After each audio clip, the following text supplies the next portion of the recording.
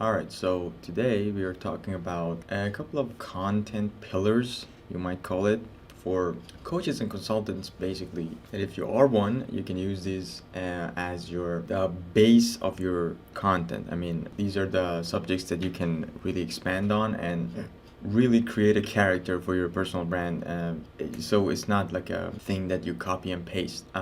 These can be super personalized. So yeah, the first thing that I arrowed to the content base for coaches is theme.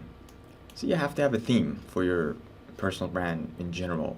It's not about like the colors you use or the templates and themes you use, but it's more about what kind of a community you do want to have. For example, one of the examples about the communities that are different is, for example, Alex Hormozzi's community, which is mostly about giving advice around business, which is the closest thing that you can go for with this kind of system that we're analyzing today. But another example of it would be a more entertainment based kind of audience that you can create. For example, the prime example of it would be one of them is very successful. I don't know the name of it. That is mostly around entertainment and like creating experimental and entertaining content. So you have to have a team across all your social platforms that your content is based around that. And this usually gives the viewer a pattern to follow.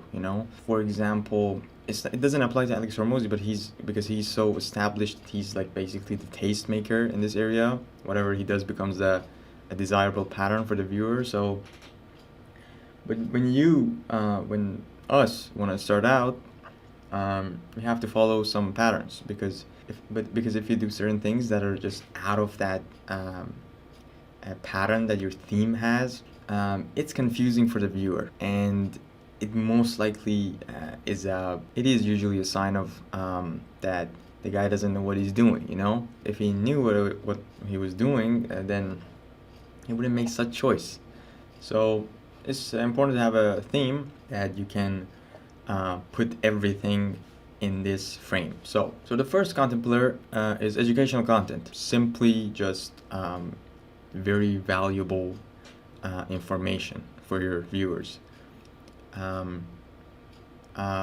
Slash potential customers. So these educational content you can always, for example, it might be a video about answering a certain question that needs to be explored in a more depth than a short video. So you can add like a promotional thing to one of your products or courses or services that you can offer. So there's that, and your educational content is usually going to be like the example of educational content is like myths, questions, tips, guides. Answer to certain question.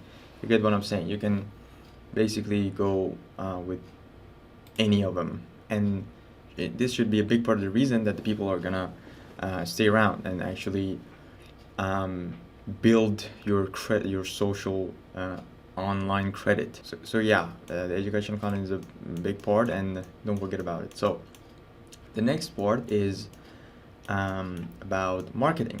You have to make people see your videos, okay? And the best thing, as you know, in the current online space is short form content. I mean, this is the best thing you can do to reach more people.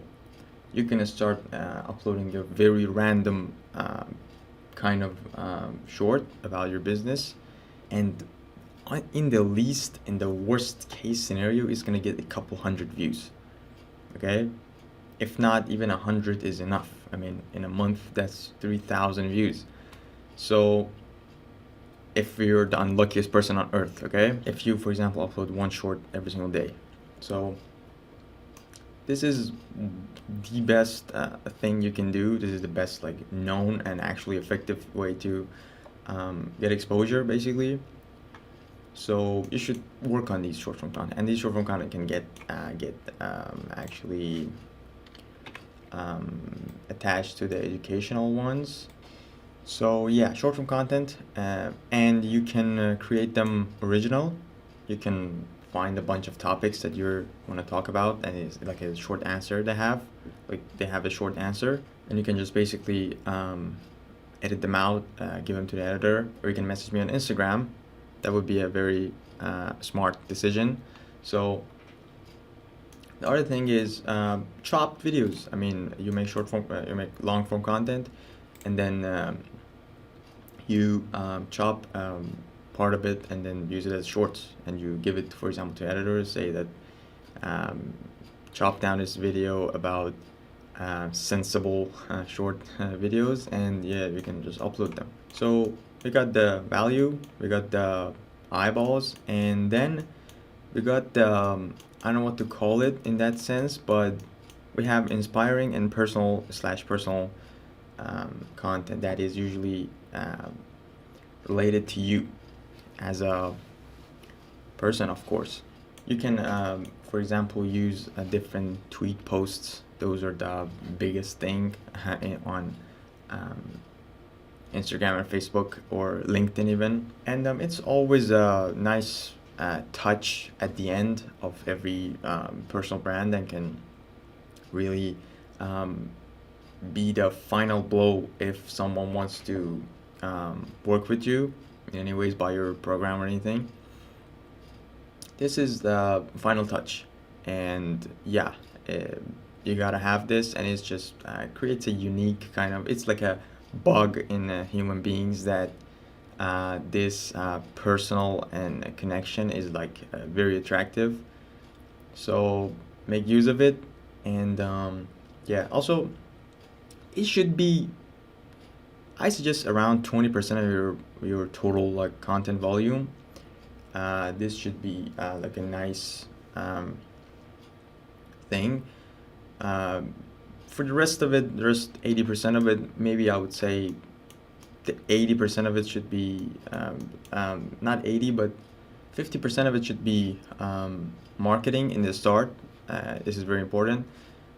It's maybe counterintuitive, but yeah, 20% just personal stuff, just inspiring personal stuff that you want to have on your pages. And we got 30% left that you have to spend on educational content, which are basically, you can cut it down to you can basically, we can say one YouTube video per week, you know.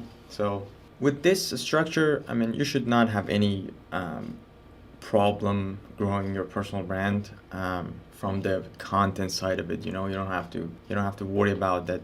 Is the content you're making is good or not? And yeah, hope this was helpful. Have a good day.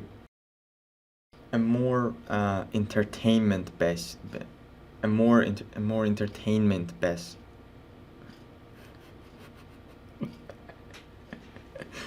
A more